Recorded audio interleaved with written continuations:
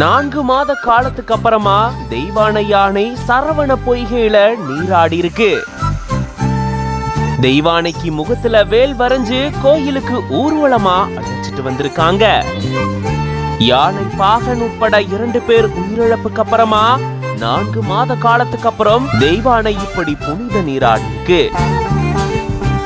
அறுபடை வீடுகள்ல 2ஆம் படை வீடா இருக்கக்கூடிய திருச்செந்தூர் சுப்பிரமணிய சுவாமி கோயிலுக்கு நாள்தோறும் பல்வேறு பகுதியிலிருந்து பக்தர்கள் வந்து தரிசனம் மேற்கொள்றது வழக்கம். அதே போல இந்த கோயில இருக்கக்கூடிய 24 வயதான தெய்வானை அப்படின்ற யானையும் பார்த்து ஆசீர்வாதம் வாங்கிட்டு போறதும் வழக்கமான ஒண்ணுதான்.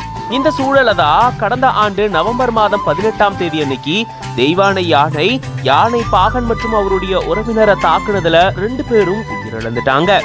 கோயிலுக்கு பின்னாடி இருக்கக்கூடிய அறைய வச்சு தெய்வானை யானை பராமரிக்கப்பட்டு வந்துச்சு.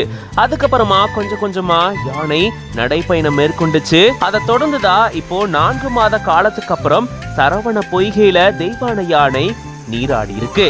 பொதுவா தினந்தோறும் இந்த சரவண பொய்கையில யானை நீராடுறது வழக்கம். இந்த சம்பவத்துக்கு அப்புறமா இப்பதான் சரவண பொய்கையில யானை நீராடி இருக்கு. அப்போ யானை பாகன் யானைக்கு முகத்துல வேல் வரைஞ்சு விட அதை தொடர்ந்து ஊர்வலமா தெய்வானை கோயிலுக்கு வந்திருக்கு. இது பத்தின உங்களோட கருத்துக்களை கமெண்ட்ஸ்ல சொல்லுங்க. மேலும் பல செய்திகளுக்கு பிஹைண்ட் ரூட்ஸ் பேஜை ஃபாலோ பண்ணிக்கோங்க.